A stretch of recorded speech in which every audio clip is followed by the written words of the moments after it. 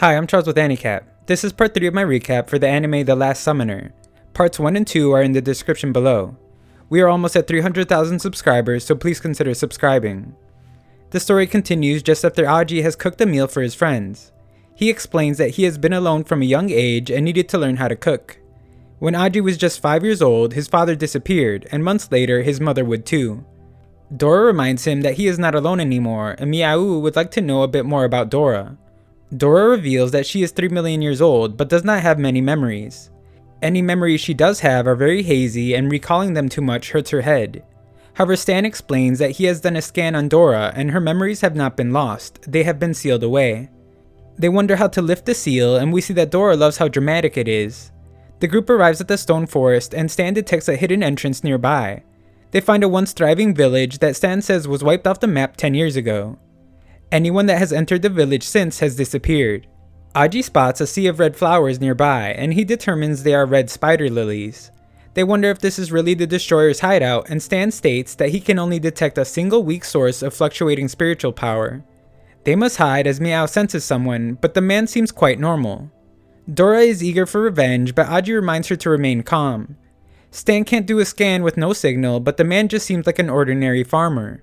Dora is tired of wasting time, but Aji holds her back, and they continue watching the man enjoy a peaceful day. Stan's scan is only 35% done, but Miao senses a storm coming and they need to act fast. Dora is startled by a rodent, and they wonder if they have been seen. Aji checks to find that not only have they been spotted, the man is waving to them.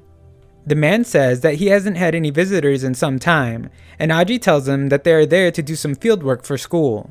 The man thinks Aji is alone, and it becomes clear that he is not a summoner since he can't see Dora. Aji pretends to enjoy some tea, and the man offers to get him some snacks as well. Aji declines, and the man explains that he is glad that he finally has a visitor after over 10 years of being alone. The man explains that there isn't much to do there, and his only choices are to sleep or tend to the flowers.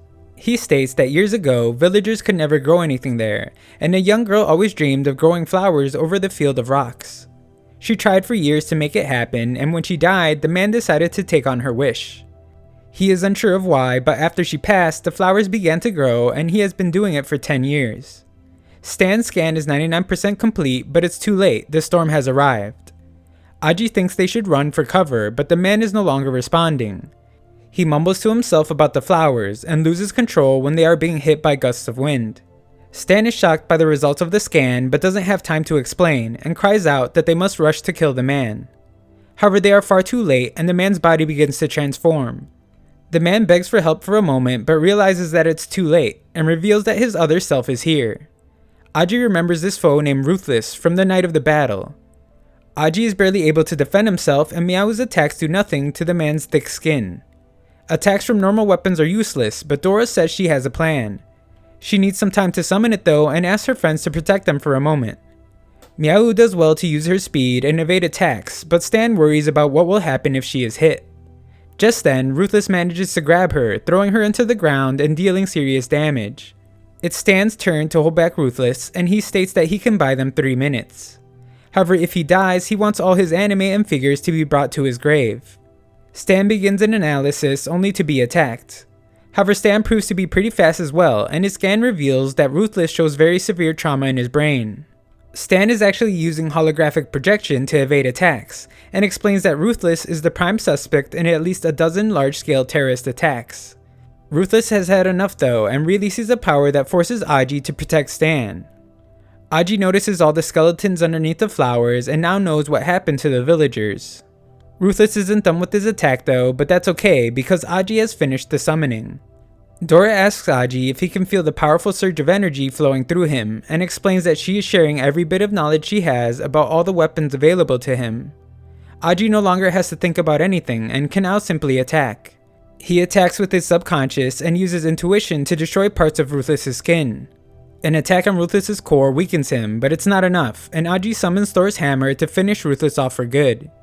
The battle is finally over, and the man returns to his old self, but the group still want to destroy his core. The man's name is Mudo, and he explains that he knows he deserves to die, but that will only make things much worse. Dora is done hearing his stories, but Mudo begins anyway. He had been cursed since birth, cursed by parasitic spirits that feed on the flesh and brains of their hosts until they take complete control.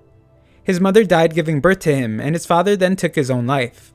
He was tormented as a child for being a monster that couldn't control his own body. He would eventually be left to die in the mountains alone. A girl would eventually find them though and bring him some of her lunch every day. Her name was Ahura, and she always dreamt of growing flowers out of the rocks. Muro would eventually ask for a seed and grow a flower for her. Ahura was very pleased, and that was the first time he found something he wanted to protect. Years would go by very quickly, but all good things must come to an end. The village began to suffer, and everyone believed it was because of the cursed man. Ahura comes to his defense, but the villagers reveal that they know she is the reason he is still alive. The two outcasts take a merciless beating, and a fatal blow is dealt to Ahura.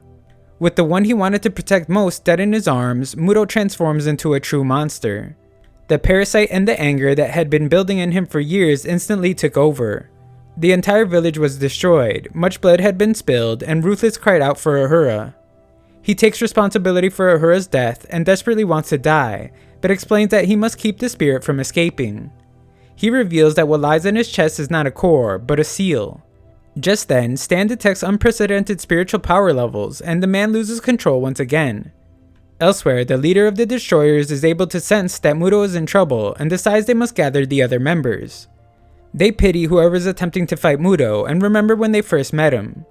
It was soon after Ahura's death. His parasite was temporarily sealed away, but was told that when he loses his sanity and control, he would have to help the Destroyers when their work requires destruction. The seal is completely broken now, and Stan reveals that Muro has already died. The monster is gigantic, and the group each attack individually. They aren't doing anything to it though, and Miao is badly injured. Stan is knocked back as well, and Aji attempts to use Thor's hammer once again. The hammer is destroyed though, and Aji is forced to use the several other weapons in his arsenal. Not even a spear through the head is enough, and Aji asks that Dora focus all her energy. He is able to summon a large sword, but the monster destroys it with ease. Aji is gravely injured, and Dora begs him to wake up as she cannot fight alone. Aji then finds himself in an unknown place with chains everywhere, and Dora does everything she can to protect him. The monster's attack is relentless, but she doesn't give up, and we see that Muro is somehow reminded of Ahura. Dora is attacked just as Aji touches the crystal in front of him, and she summons several swords that rain down on the monster. Dora has gone through a transformation and summons a mighty weapon that pierces the sky. The monster has nowhere to run and is crushed under the weight of the gigantic sword. Aji finally wakes up to see Dora's transformation and then her normal self by his side. Their friends are okay as well, and Stan points out how they won't be able to find the Destroyers now that Muro is dead.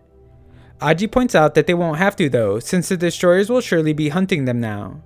They say goodbye to Muro and leave. Sometime later, the Destroyers arrive to find Muro's corpse, and their leader performs a spell that allows him to read his last memories. He sees everything, and they bid farewell to their fallen comrade. The group has won their first battle against the Destroyers, but Aji's wounds are deep, and he is losing a lot of blood. Miao is in bad shape as well, just as one of Stan's devices detects strong spiritual energy fluctuations. The Destroyer named Shadow appears before them and slices their van in two. The other Destroyers appear as well and wonder what it's like to go from being the hunter to the hunted. The attack is merciless and Stan is shot at close range. The leader named Heart is disappointed to see how weak they actually are. He tells Aji to save his breath, since after he is dead, Heart will simply read his last words directly from his brain. Dora must then watch as Aji's body is cut to pieces. He wakes up and it's explained to him that he is in the gap between time and space. A mysterious person apologizes and reveals that in the timeline Aji came from, he has just died. The same is true for all his friends, and he is shown how the Destroyers absorbed everyone's summoned spirits and memories. The man states that everyone must pay the price for failure, even if the price is high. Aji hates that he was too weak to save them. The man then asks if Aji thinks he would be able to make things different if he was given 3 minutes. Aji is shocked to see that the man is actually his father. He encourages Aji to do his best and tells him that he will be waiting for him at the demon's furnace when everything comes to an end. Aji is shocked as he has actually been granted those 3 minutes and demands that his friends listen to what he has to say. Moments later, Shadow arrives and slices the van in two. However, this time the van is empty and only holds a bomb. Stan confirms that one of them was caught in the blast, but Aji is certain that they still don't have much time. They rush to get Hannah but are surprised to see that she is not there and has left a note. Stan explains that the Destroyers are only 2 kilometers away, but reveals that he was able to borrow one of Hannah's helicopters. Aji is reminded of what his father said when Hana's note also says that she will meet him at the demon furnace. Miao knows a bit about it from her search of her brother and explains that it's for participating in some kind of trial to make oneself stronger. Stan confirms this and states that it used to be the only way apprentices could graduate to full-fledged summoners. A legend says that hidden in the deepest part of the demon furnace, one may find mysterious spiritual energy and treasures, and the past and the future of the entire world. He doesn't know where it is though, and Aji shows the coordinates left by Hana. They are being hunted, so they don't have much of a choice but to go, and Dora hopes they'll be able to increase their strength there. Hours later, they approach their destination, and Stan points out how countless airplanes and ships have met disaster there. It is called the Sea of Death, and traveling through it proves to be quite difficult. They finally make it through and find that the demon furnace is now in sight. They are only 5 minutes away now, but Aji can sense that something isn't right. Shadow appears behind him, and her attack destroys the helicopter. Stan uses his ability to transform the destroyed helicopter into a robot, and the group's attacks force Shadow away. The other destroyers are there as well though, and a full-on battle ensues. The robot has taken too much damage and they are forced to crash land on the island. However, the destroyers are already there, and tensions begin to rise. Just then, the encounter is interrupted by a woman who says that they have already violated 10 of the island's rules. She is Bonnie the administrator, and she issues them a final warning. Flame wonders if Bonnie knows who she is messing with, but Bonnie explains that it doesn't matter since this is the demon furnace. Thanks for watching part 3, 10,000 likes and I'll make a part 4.